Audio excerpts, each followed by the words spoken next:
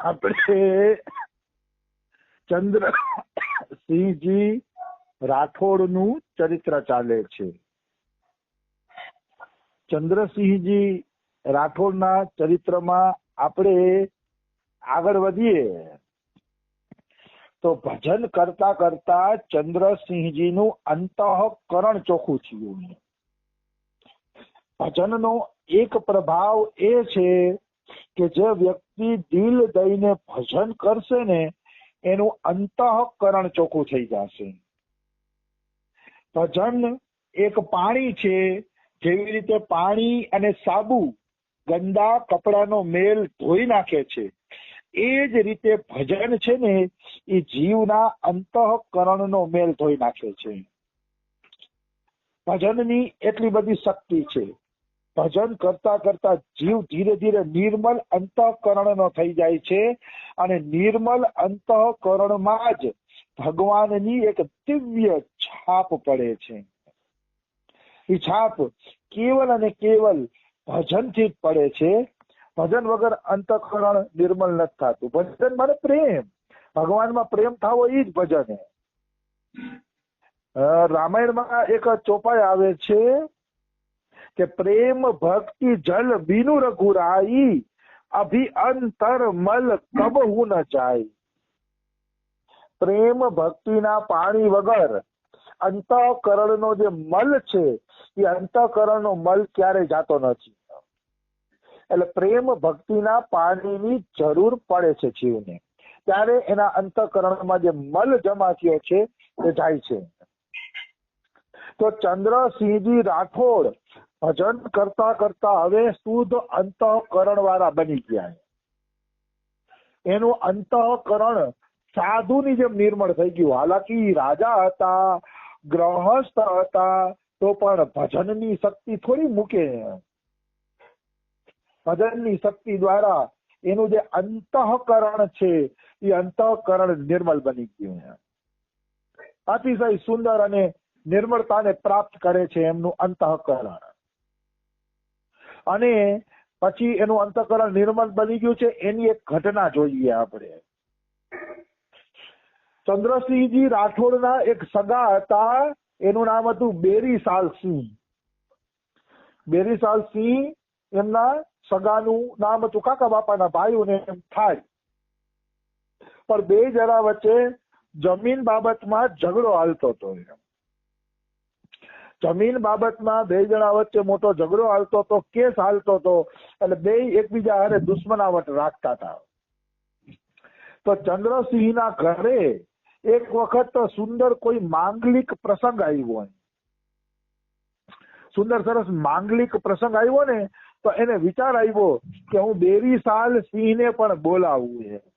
ભલે અમારે દુશ્મની છે પણ અમે છીએ તો એકબીજાના સંબંધી ને, છીએ તો ભાઈ ને.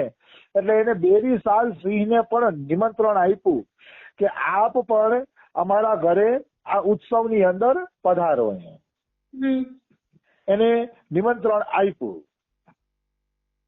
તો નિમંત્રણ આપ્યું ને તો પેલા તો એને આશ્ચર્ય થયું કે લે, હું દુશ્મન છું તો નિમંત્રણ આવ્યું, કઈ ચાલાકી તો નથી ને. પછી બેરીસાલ સિંહ એમ થયું કે આપણે નથી જવું, આપણે એની હારે દુશ્મની છે ને ક્યાં આપણે જવું. એટલે બેરીસાલ સિંહ આવ્યા નહીં. તો પ્રસંગના દિવસે ચંદ્રસિંહ રાઠોડે ગાડી મોકલી. ગાડી મોકલી તેડવા માટે કે એને ગાડીમાં બેસાડીને લઈ આવો, પણ આપણા સંબંધી છે એને આપણે બોલાવા તો અવશ્ય છે કે. પછી ગાડી મોકલી અને બેરીસાલ સિંહને તેડાવે છે. તો બેરીસાલ સિંહ આવ્યા ને તો ચંદ્રસિંહજી એને ભેટી પડ્યા અને ભેટીને એમ કે છે કે આપણો ઝઘડો હશે ઠીક છે કે, પણ હવે મને ખબર પડી કે પ્રેમમાં ઝઘડો હોવો જોઈએ નહીં. જ્યાં સાચો પ્રેમ છે, સાચો ભાવ છે, ત્યાં ઝઘડો હોવો જોઈએ નહીં. ત્યાં તો નિર્દોષતા અને નિખાલસતા જ હોવી જોઈએ. એટલે પછી એનો પ્રેમાળ વ્યવહાર જોઈને બેરીસાલ સિંહ પણ દુશ્મની ભૂલી જાય છે અને બેયના સંબંધ છે ને એ સુધરી જાય છે. આ નિર્મળ અંતઃકરણનું લક્ષણ છે કે નિર્મળ અંતઃકરણ વાળાને પછી દુશ્મન હારે મિત્રતા કરવાની ઈચ્છા થશે. એમ થશે કે દુશ્મન હારે પણ મિત્રતા કરી લઈએ, એવો એક એના ભાવ મનની અંદર જાગશે. નિશ્ચિત એમાં કોઈ એટલે કોઈ પણ પ્રકારની શંકા નથી. તો આ રીતે બેરીસાલ સિંહ અને ચંદ્રસિંહ વચ્ચે જે મન મુટાવ હતો એ મન મુટાવ વયો ગયો પ્રેમના કારણે. હવે ચંદ્રસિંહજીના જીવનનો મુખ્ય પ્રસંગ છે કે ભગવાન એના કીર્તનમાં ઢોલકા વગાડી જાય છે. એ એમના જીવનનો મુખ્ય પ્રસંગ છે અને એ પ્રસંગ તરફ હવે આપણે આગળ વધીએ. ચંદ્રસિંહજી રાઠોડનો આ જે મુખ્ય પ્રસંગ છે એમના તરફ આગળ વધીએ કે ભગવાન એમના ઢોલકા વગાડી જાય છે. વાત એવી છે કે ચંદ્રસિંહજી 3:30 વાગે ઉઠી જતા અને એના કીર્તનમાં બધાને આવવાની છૂટ હતી, પણ 5-6 ભક્તો જ આવતા રોજે રોજ. કારણ કે 3:30 વાગે કોણ જાગીને કીર્તનમાં આવે? જેને ભક્તિમાં રુચિ હોય એ વ્યક્તિ 3:30 વાગે ઉઠીને આવે, બીજા ના આવી શકે.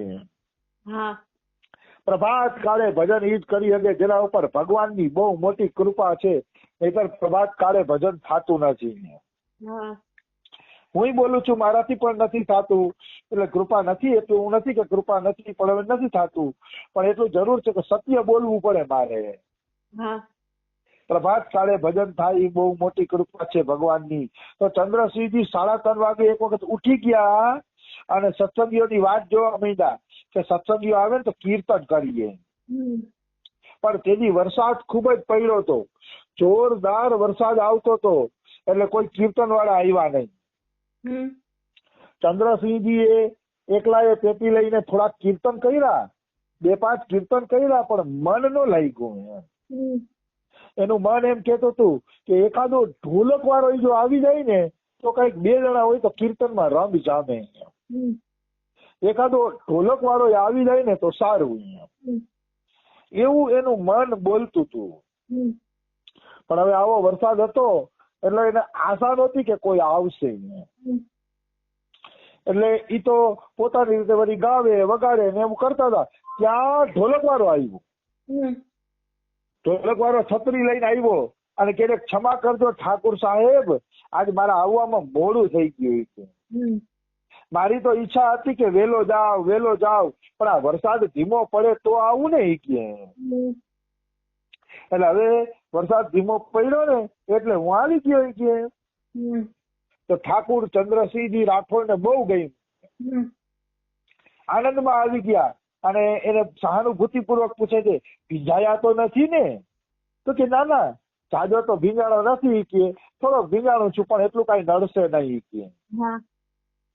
અને ઠાકોરજીના ચિત્રપટને દંડવત કરીને ઢોલક વાળો વગાડવા બેસી ગયો અને ચંદ્રસિંહજી રાઠોડે પેટી લઈ લીધી અને 2 જણા કીર્તન કરવા માંડ્યા. કીર્તનની રમ જટ બોલાવવા માંડ્યા.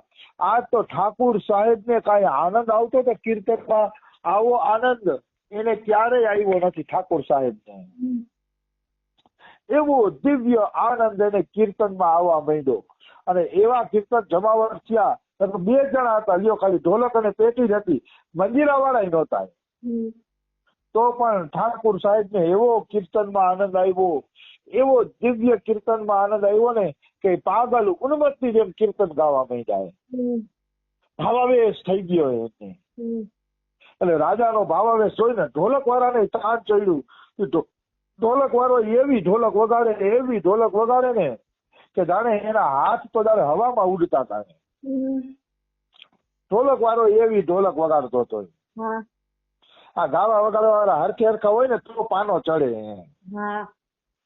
તો કઈક આનંદ આવે. સરખે સરખા હોવા જોઈએ, બાકી મારા જેવા મરેલ જેમ ગાતા હોય મરસિયા રાગ તો શું પાનો ચડે ભક્તિમાં. ભક્તિમાં તો વીર પુરુષ નું કામ છે. વીર પુરુષ ની જેમ ગાવું જોઈએ, વીર પુરુષ ની જેમ પડકારા કરવા જોઈએ, ત્યારે ભક્તિ થાય છે. જે પડકારા ન કરી શકે એ ભક્તિ ન કરી શકે. પડકારા એટલે ઓલા અભિમાન વાળા પડકારા નહીં, પણ અંદરથી ભજનનો જોશ હોવો જોઈએ. મારા પ્રભુના કીર્તન થાય છે એટલે કીર્તન ની અંદર જી જાનથી ન્યોછાવર થઈને કીર્તન કરવા છે, એવા ભાવ સાથે પડકારા થવા છે. તો એનો આનંદ કાંઈક વધુ આવે છે. તો તો ચંદ્રસિંહ અને ઢોલક વાળાઓએ ખૂબ કીર્તન કર્યા. ત્રીજો કોઈ માણસ નહોતો તોય ખૂબ મજા આવી. અને પછી 7 વાગે કીર્તન પૂરા થયા એટલે ઢોલક વાળો વયો ગયો. દંડવત કરીને ઢોલક વાળો વયો ગયો અને ચંદ્રસિંહજી કીર્તન આનંદની જુગાલી કરીને બાહ્ય દશામાં બેઠા રહ્યા. જુગાલી એટલે ગાય પેલા ચારો ચરી લે, ચરીને પછી પેટમાંથી ચારો કાઢીને જુગાલી કરે ગાય. એ ગાયમાં આદત હોય, જુગાલી કરી શકે એમ. જે આનંદ મળ્યો તો ચંદ્રસિંહજી રાઠોડ ને, ચંદ્રસિંહજી રાઠોડ એ આનંદની જુગાલી કરે છે.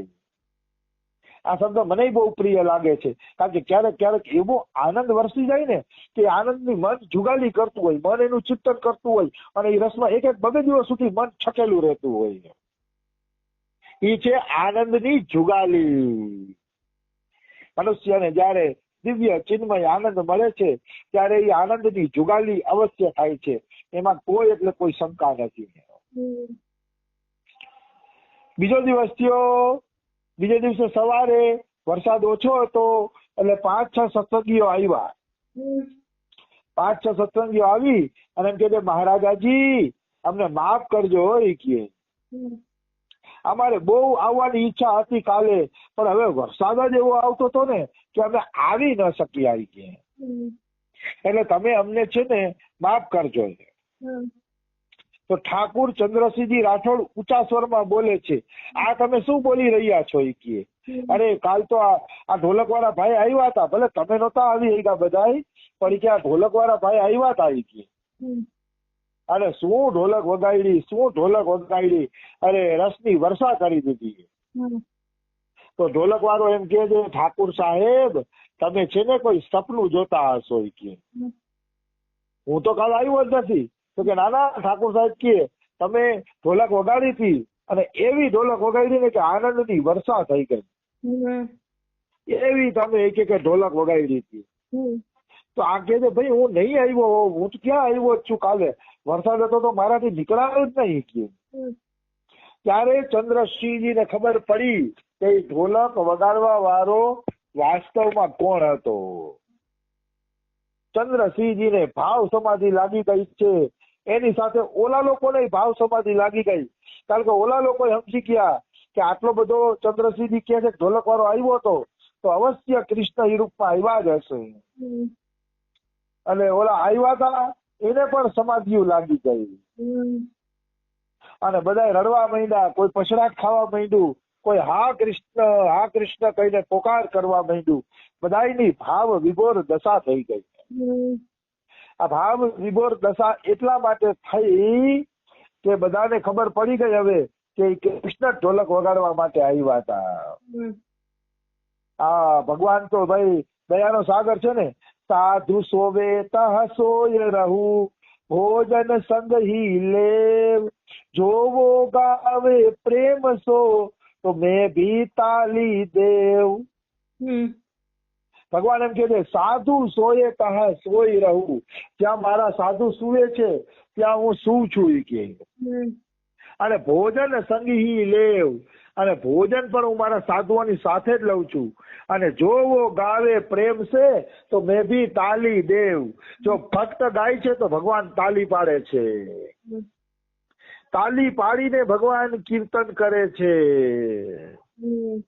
આવી વસ્તુ છે.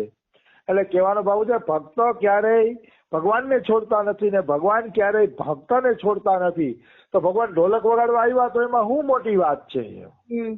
ભગવાન તો ત્યાં સુધી કહે છે કે ભક્ત કીર્તન કરે છે તો હું તાલી પાડું છું એમ. અહીંયા સુધી બોલે છે તો ઢોલક વગાડે એમાં કઈ નવી નવાઈ નથી એમ. ભગવાન ભક્તોને પ્રેમને આધીન થઈને આવા કર્મ કરે છે, જરૂર કર્મ કરે છે, એમાં સંશય રાખવો જોઈએ નહીં. સંશય આત્મા વિનાશ્યતિ, સંશય કરવા વાળો આત્મા વિનાશને પ્રાપ્ત થાય છે. આવી વસ્તુ છે. તો સમય થઈ ગયો છે. ચંદ્રસિંહજી રાઠોડનું થોડુંક ચરિત્ર બાકી છે, એ આપણે કાલે લઈ લેશી. રાધે રાધે, જય સિયારામ. રાધે જય સિયારામ.